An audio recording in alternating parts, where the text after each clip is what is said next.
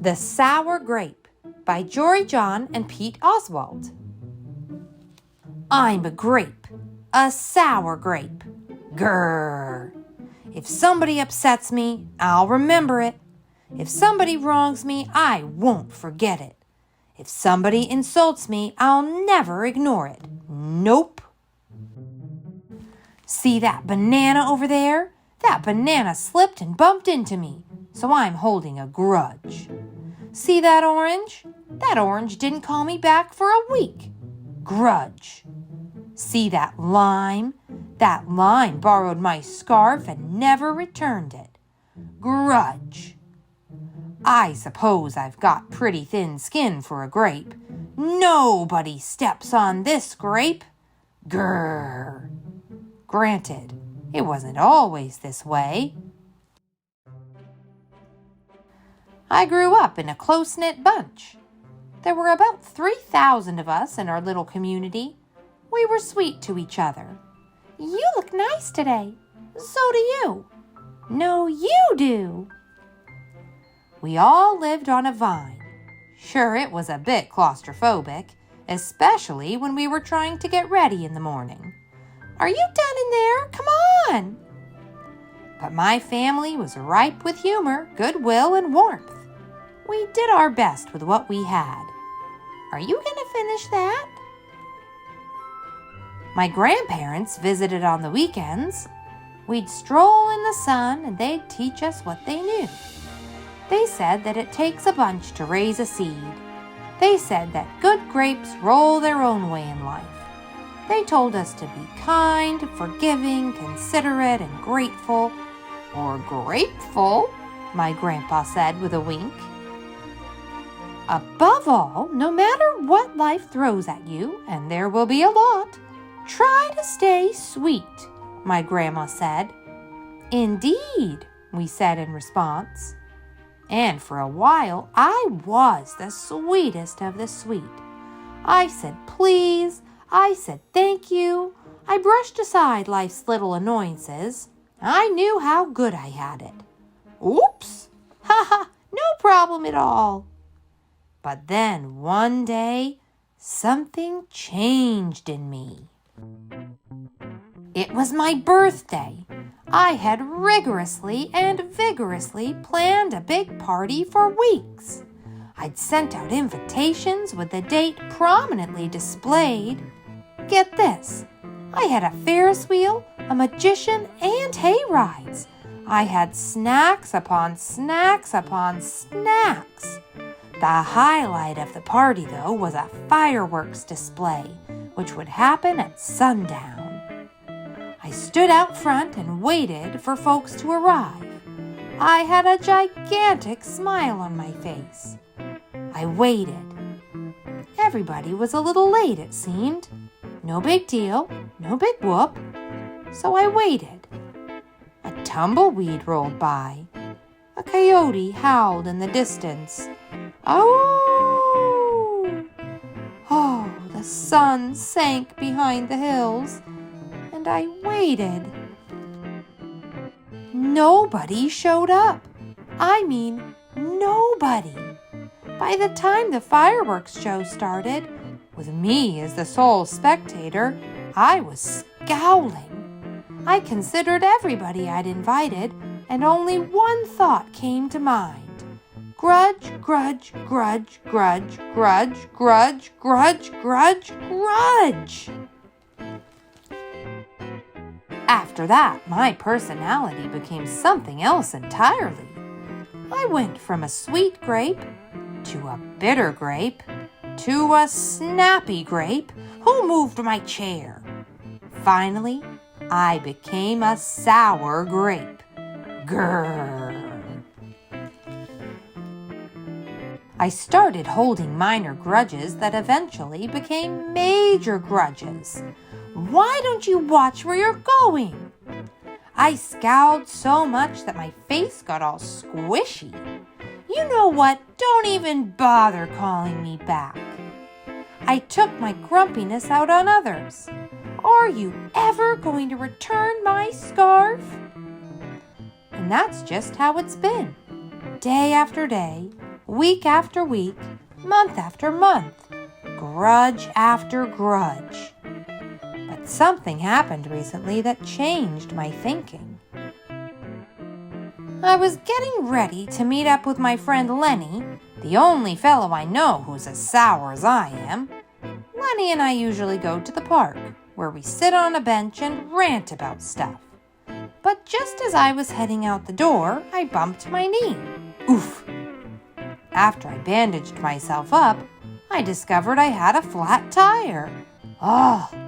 Then I missed the bus, and the next bus was late. Oh! Finally, I got off at the wrong stop. Sheesh! By the time I arrived at the park, it was getting dark. Lenny was fuming and furious, with a frown and a furrowed forehead. His face looked all squishy. "We agreed to meet at exactly 4 o'clock. You're 3 hours late." I tried to explain why I was so tardy, but Lenny wouldn't listen. He'd already made up his mind.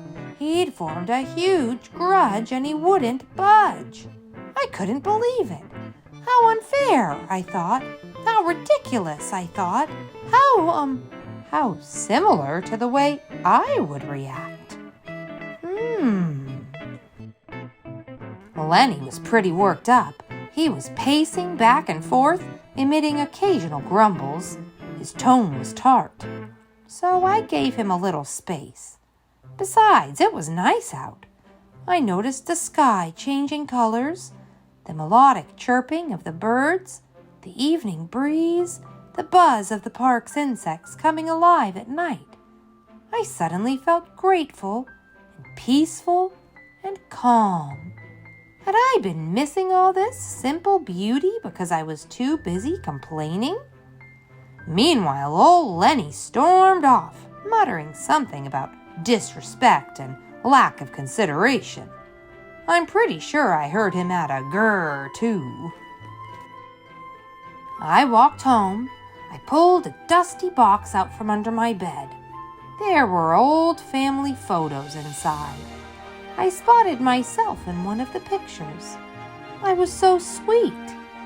I knew that little Grape from the photo was still a big part of me, deep down. It would just take some work to get back there again. And that was the exact moment I found the invitation I had sent out for my infamous birthday party. The one where nobody showed up. It said May 31. But wait a minute here. My birthday was on May 21. Alas, I told everyone to come on the wrong day. Gulp! It was all my fault. I realized nobody's perfect, not even me. After that day, I started noticing other things too, like how remaining sour all the time is so draining. I'd wasted so much energy holding grudges when I could have easily cleared the air if I'd felt hurt. And yes, I still get upset from time to time, but that's okay. Because now I talk and I listen and I work things out instead of just walking away. My sourness is fading. I'm letting go of all my grudges. And hey, it's working. Slip-ups happen. I'm just glad you're okay. Aw, thanks. That scarf looks sublime on you. Why don't you keep it? Really? You're the best. Orange, you glad we got to catch up? I'm so grateful that we did. Sure, sometimes I still let out a little grrr when I'm frustrated. Like this. Grrr. But then I move on. My face is less squishy too. Oh, and don't worry, things are okay with Lenny again. Gosh, sorry I'm late. You must be furious. No big deal, my friend. You know what? If you look at things in the right sort of way, and if you remember to be kind, considerate, forgiving, and grateful, life really can be pretty sweet. Yes, indeed.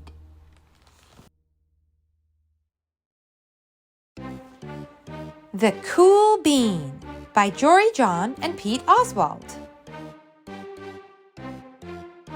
Watch out! Here come the cool beans. The cool beans. Oh yeah, check out how they move. Look at the way they swagger.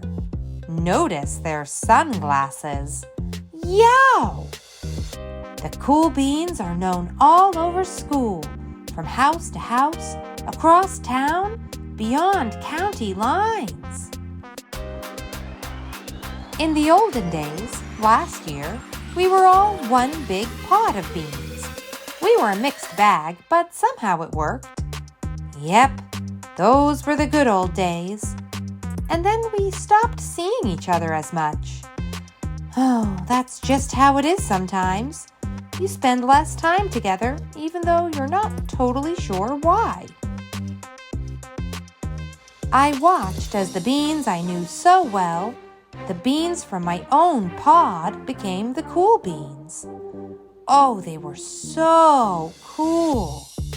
One of them could play the guitar. Cool. One of them could draw the best superheroes. Cool. One of them could jump higher than any bean I'd ever known. Cool. Me? Well, I mostly stayed the same. Sure, I made some small changes. I wore sunglasses. Too big. I slicked my hair back. Too slick. I strutted around. Ow! I swaggered. Oof! I was still picked last for everything. My clothes never seemed to fit. I snorted when I laughed. Honk! I walked into stuff. Whump! I was an uncool bean, for sure. I started thinking of myself as just a common bean with no special skills. I couldn't compete, so I didn't even try. I'd never be a cool bean. It seemed like there were two types of beans in the world. There were the cool beans and the beans like me. The days all blended together. I lived my life and things were just okay. I took tests and ate lunches and mostly kept to myself. The cool beans continued being cool. I mean, sure, I missed them a bit, but it's not like I was going to say anything. I felt like all that coolness had gotten in the way of our friendship. And that's how it went until one day. I was in the cafeteria. I dropped my lunch on my loafers. Oh no, not again.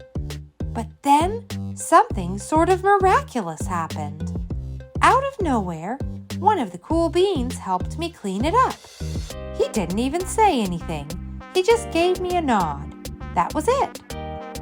Later, I was out on the playground. I tripped and scraped my knee and maybe cried a little bit, and everybody saw it. Another one of the cool beans came to my side, and without a word, he dusted me off. That afternoon, I was sitting in class. I wasn't really paying attention. I didn't notice, but our teacher had called on me. Everybody stared. I sat there in silence. Nobody said anything. And then, everybody just laughed at me. That was it. After today, I was officially a has-been. But then, one of the cool beans stood up and came over to me. Everybody watched. She leaned in close and whispered, "Hey, the teacher asked you to read from page 32. Then she gave me a quick wink and went back to her seat. It was a small gesture, sure, but it was also everything. I walked home with a goofy smile on my face. I smiled all the way through dinner. That day made all the difference. It was a day that could have been really bad if not for the kindness of a few cool beans. It gave me a shred of confidence. That shred of confidence has continued to grow. Somebody had my back, or a few somebodies.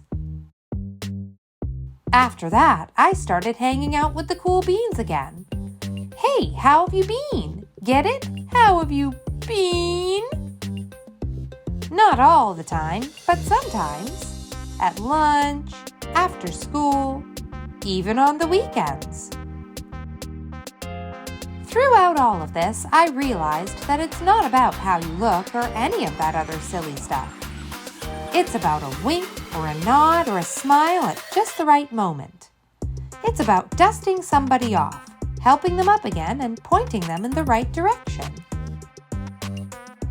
You need a hand? Yes, please. Now that's cool.